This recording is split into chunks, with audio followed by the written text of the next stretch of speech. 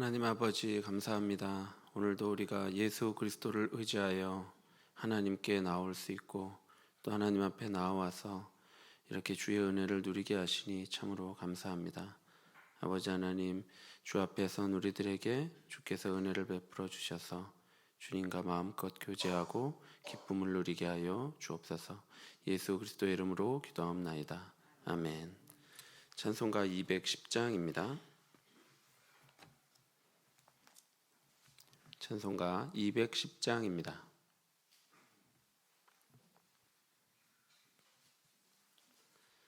찬송가 210장 함께 찬송하겠습니다. 시온성과 같은 교회 그의 영광 한없다. 허락하신 말씀대로 주가 친히 세웠다. 반석 위에 세운 교회 흔들 자가 누구랴. 모든 원수 애워싸도 아무 근심 없도다. 생명샘이 솟아나와 모든 성도 마시니 언제든지 흘러넘쳐 부족함이 없도다. 이런 물이 흘러가니 목마를 자 누구랴. 주의 은혜 풍족하여 넘치고도 넘친다. 주의 은혜 내가 받아 시온 백성 되는 때 세상 사람 비방해도 주를 찬송하리라. 세상 헛된 모든 영광 아침 안개 같으나 주의 자녀 받을 복을 영원 무궁하도다.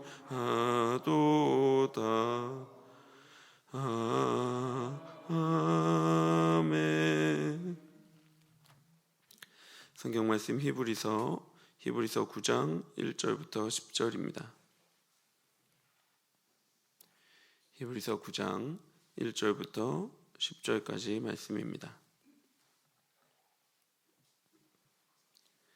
히브리서 9장 1절부터 10절까지 한 절씩 교독하겠습니다. 첫 언약에도 섬기는 예법과 세상에 속한 성소가 있더라.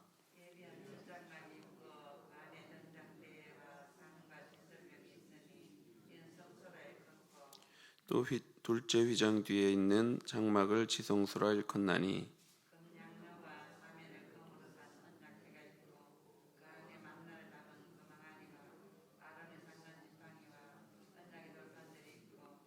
그 위에 속죄소를 덮는 영광의 그룹들이 있으니 이것들에 관하여는 이제 낱낱이 말할 수 없노라.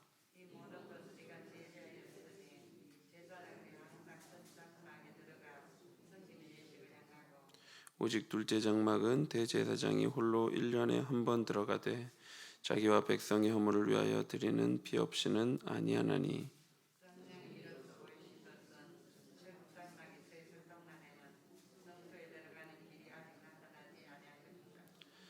이 장막은 현재까지의 비유니 이에 따라 드리는 예물과 제사는 섬기는 자를 그 양심상 온전하게 할 수 없나니 이런 것은 먹고 마시는 것과 여러 가지 씻는 것과 예법일 뿐이니 개혁할 때까지 맡겨둔 것이니라. 아멘. 히브리서 기자는 6장 이후부터 더 좋은 제사장직에 대하여 말했습니다. 더 좋은 제사장직은 멜기세덱의 반차를 따르는 예수 그리스도의 제사장직입니다. 둘째로 더 좋은 언약에 대해서 말했습니다. 이는 8장에서 보았는데 율법으로 인한 옛 언약이 아니라 예수 그리스도로 인한 새 언약이 더 좋은 언약이었습니다. 그리고 오늘 본문부터는 더 좋은 제사 또는 더 좋은 제물에 대해서 말씀하고 있습니다. 그러기 위해서 구약 성막에서 이루어진 제사장의 섬김을 말하고 있는데요. 가장 중요한 것은 옛 언약 아래에서는 1년에 단 한 차례, 그것도 단 한 사람만이 지성소에 들어갈 수 있었다는 것입니다. 이는 성막이 남아있는 한 여전히 하나님께로 날마다 나아갈 수 없음을 말해주지요. 기자는 지금까지도 그랬던 것처럼 이런 한계가 있는 상황에서 전혀 새로운, 모든 것이 달라지는 새로운 시대가 열렸음을 선포하고 있습니다. 말씀드린 대로 이제 초점이 옛 언약 아래에서 드려지던 제사에서 새 언약 아래에서 드려지는 제사로 옮겨지고 있습니다. 1절입니다. 첫 언약에도 섬기는 예법과 세상에 속한 성소가 있더라. 여기서 첫 언약은 옛 언약을 가리키는 것입니다. 옛 언약 아래에서 구약 백성들은 요구되는 규례에 따라서 하나님을 예배할 수 있었습니다. 2절에서 5절 말씀입니다. 예비한 첫 장막이 있고 그 안에 등잔대와 상과 진설병이 있으니 이는 성소라 일컫고 또 둘째 휘장 뒤에 있는 장막을 지성소라 일컫나니 금향로와 사면을 금으로 싼 언약궤가 있고 그 안에 만나를 담은 금항아리와 아론의 쌍난 지팡이와 언약의 돌판들이 있고 그 위에 속죄소를 덮는 영광의 그룹들이 있으니 이것들에 관하여는 이제 낱낱이 말할 수 없노라. 이스라엘은 시내산에서 하나님과 언약을 맺고 하나님이 제시한 양식에 따라서 성막을 짓게 됩니다. 기자는 그중 성소와 지성소를 말하고 있는데요. 2절의 첫 장막이라고 말씀한 것이 지성소를 들어가기 앞서 등잔대와 진설병이 있는 성소를 말합니다. 성소에는 등잔대와 진설병상 그리고 그 위에 진설병이 있습니다. 그리고 본문에는 금향로가 지성소에 있는 것처럼 기록이 되어 있는데 금향로라고 기록된 분향단은 지성소를 들어가기 이전에 성소 앞에 있습니다. 히브리서 기자는 구약 성경뿐 아니라 유대 전통에 대해서 잘 알고 있습니다. 그런데 분향단의 자리를 몰랐을 리가 없습니다. 제사장이 하루에 두 차례 분향단에 향을 피워야 했고 또 속죄제를 드릴 때마다 이 속죄제물들의 피를 분향단의 뿔에 발라야 했습니다. 그런데 지성소는 1년에 단 한 차례밖에는 제사장이 나아갈 수밖에 없었습니다. 따라서 분향단은 지성소에 있을 수가 없습니다. 이 분향단의 위치는 유대인이라면 누구나 알 수 있는 것이죠. 그런데 히브리서 기자가 몰랐다고 볼 수는 없습니다. 그렇다면 히브리서 기자는 분향단과 지성소를 의도적으로 연관시키고 있다는 것인데요. 기자는 분향단과 지성소의 관계를 부각시킨 것으로 보입니다. 대속죄일에는 번제단으로부터 향을 가지고 와서 지성소 안에서 피웠는데 그 일이 중요했습니다. 그리고 대속죄일에는 속죄제물의 피를 가지고 휘장 안으로 들어가서 언약궤를 덮고 있는 속죄소에 뿌리고 분향단 뿔에도 발라야 했습니다. 그래서 분향단과 지성소를 이렇게 연결시키고 있는 것으로 보입니다. 그리고 성소와 지성소 사이에 있는 휘장, 즉 3절에 둘째 휘장이라고 표기된 휘장을 지나면 지성소가 있지요. 이 지성소에는 언약궤가 있습니다. 언약궤 안에는 만나를 담은 금항아리와 아론의 쌍난 지팡이 그리고 언약의 두 돌판이 있습니다. 그리고 언약궤를 덮는 역할을 하는 속죄소에는 천사 모양을 한 영광의 그룹들이 있지요. 언약궤 안에 있는 두 돌판은 십계명이 적힌 돌판으로 하나님께서 이스라엘과 언약을 맺을 때 모세에게 직접 기록해 주신 돌판입니다. 그러나 이스라엘 백성들은 산 아래에서 금송아지를 만들었고 이에 분노한 모세는 그 돌판을 깨어버렸습니다. 그리고 이후에 이 일로 이스라엘 백성 3천 명이 죽게 되고 모세는 하나님의 명령에 따라서 처음 받은 그 돌판과 같은 돌판을 만들게 됩니다. 그리고 하나님은 다시 그 판에 율법을 기록해 주시죠. 아론의 쌍난 지팡이는 하나님께서 아론을 제사장으로 택하신 것을 확인해 주는 지팡이입니다. 민수기 17장에 보면 아론의 권위에 이스라엘 백성들이 도전하는 일들이 일어납니다. 이때 하나님은 아론의 지팡이에만 싹이 나도록 하심으로써 반역한 자들에게 표징이 되도록 하셨습니다. 그리고 그 지팡이를 언약궤에 보관하도록 하셨죠. 또한 만나는 하나님께서 출애굽 백성들이 40년 동안 광야에 있을 때 먹인 것입니다. 모세는 항아리에 만나 한 오매를 담아 언약궤에 보관하도록 했습니다. 그리고 하나님께서는 대대 후손을 위하여 그것을 간수하라고 말씀하셨죠. 왜냐하면 하나님께서 이스라엘을 애굽에서 인도하여 낼 때에 광야에서 먹인 양식임을 보이게 하기 위함입니다. 히브리서 기자는 이와 같은 성막의 기구들에 대하여 자세히 살펴볼 수도 있었지만 그것은 기자가 이 글을 쓰고자 하는 목적이 아니라고 말합니다. 그래서 이 성막의 기구들에 관하여는 지금 낱낱이 말할 수 없다고 말합니다. 기자는 성소와 지성소에 위치한 기구들의 배치를 설명한 후에 성막에서 행해진 제사장들의 사역에 집중하고 있습니다. 6절에서 7절입니다. 이 모든 것을 이같이 예비하였으니 제사장들이 항상 첫 장막에 들어가 섬기는 예식을 행하고 오직 둘째 장막은 대제사장이 홀로 1년에 한 번 들어가되 자기와 백성의 허물을 위하여 드리는 피 없이는 아니하나니. 제사장들은 정기적으로 첫 장막 즉 성소에서 섬기는 예식을 행했습니다.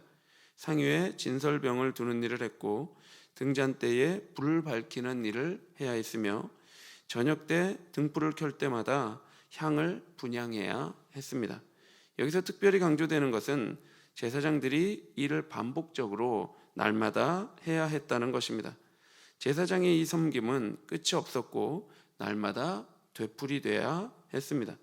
반면에 둘째 장막, 즉 지성소에는 오직 대제사장만이 들어갈 수 있었습니다. 그리고 아무나 원한다고 들어가는 것이 아니라 1년에 하루 대속죄일에만 들어갈 수 있었습니다. 대속죄일에 대해서는 레위기 16장이 잘 설명하고 있는데요. 대제사장은 먼저 자기를 위하여 수송아지로 속죄제를 드리고 나서 백성들의 속죄 제물로 수점소 2를 드렸습니다. 이를 통해 아론과 이스라엘 백성들을 위한 대속이 이루어졌습니다. 따라서 속죄를 위해서는 반드시 피로 드리는 제사가 필요했습니다. 이것이 무엇을 말해줍니까? 8절입니다. 성령이 이로써 보이신 것은 첫 장막이 서 있을 동안에는 성소에 들어가는 길이 아직 나타나지 아니한 것이라. 성령께서는 구약의 제사를 통해서는 아직 지성소로 들어가는 길이 열리지 않았음을 보여주고 있습니다. 말하자면 1년에 단 한 차례 대속죄일에만 지성소로 나아갈 수 있다는 사실은 구약의 제사를 통해서는 하나님께 자유롭게 나아갈 수 없다는 것을 보여주는 것이죠. 이스라엘 백성들은 1년에 단 한 차례, 그것도 단지 대제사장의 중보를 통해서만 하나님을 만날 수 있었던 것입니다. 히브리서 기자는 이를 통해서 옛 언약 아래 있는 백성들이 하나님께 일상적으로 나아갈 수 없었음을 말해주고 있습니다. 구약의 제사는 일정한 기간을 위해 하나님께서 정하신 제사 제도입니다. 기자는 구약의 제사의 이러한 한계를 설명하면서 이 구약의 제사가 온전한 제사를 비추는 역할을 한다고 말합니다. 9절에서 10절입니다. 이 장막은 현재까지의 비유니 이에 따라 드리는 예물과 제사는 섬기는 자를 그 양심상 온전하게 할 수 없나니 이런 것은 먹고 마시는 것과 여러 가지 씻는 것과 함께 육체의 예법일 뿐이며 개혁할 때까지 맡겨둔 것이니라. 이 장막, 즉 구약의 성막은 현재 새언약 시대를 비추는 비유이자 상징입니다. 구약의 제사는 한계가 많지만 우리가 피를 통한 온전한 제사를 통해 하나님께 나아갈 수 있다는 것을 우리에게 가르쳐 줍니다. 옛 언약에 따라 드리는 예물과 제사를 통해서는 예배자들의 양심을 깨끗하게 할 수는 없습니다. 이는 구약의 제사가 온전한 제사함을 줄 수 없으며 우리의 양심으로부터 자유케 할 수 없음을 말해줍니다. 따라서 어떻겠습니까? 옛 언약 아래 있는 성막에서의 제사를 의지하는 자들은 계속해서 죄에 대한 의식을 떨쳐버릴 수가 없고 날마다 자신의 죄를 기억할 수밖에 없습니다. 실제로 양심의 죄책감으로부터 온전하게 벗어날 수 없는 것입니다. 구약의 제사는 먹고 마시는 것, 여러 가지 씻는 것과 같은 육체의 예법입니다. 말하자면 이런 규례들은 물리적이고 외부적입니다. 그렇다고 이와 같은 제사가 잘못된 것은 아닙니다. 이 또한 하나님께서 구약 성도들에게 주신 은혜로운 제사가 분명하죠. 그러나 이것은 한계가 있습니다. 온전한 정결과 온전한 죄 씻음이 여전히 필요하죠. 이는 새 언약 아래에서 온전한 죄 사함을 받는 개혁의 때를 바라보게 하는 것입니다. 구약의 성도들은 온전한 제사를 통해 온전한 죄 사함을 받게 될 것을 바라보아야 합니다. 말하자면 오실 메시아를 통한 온전한 제사를 믿음으로 바라봐야 하는 것입니다.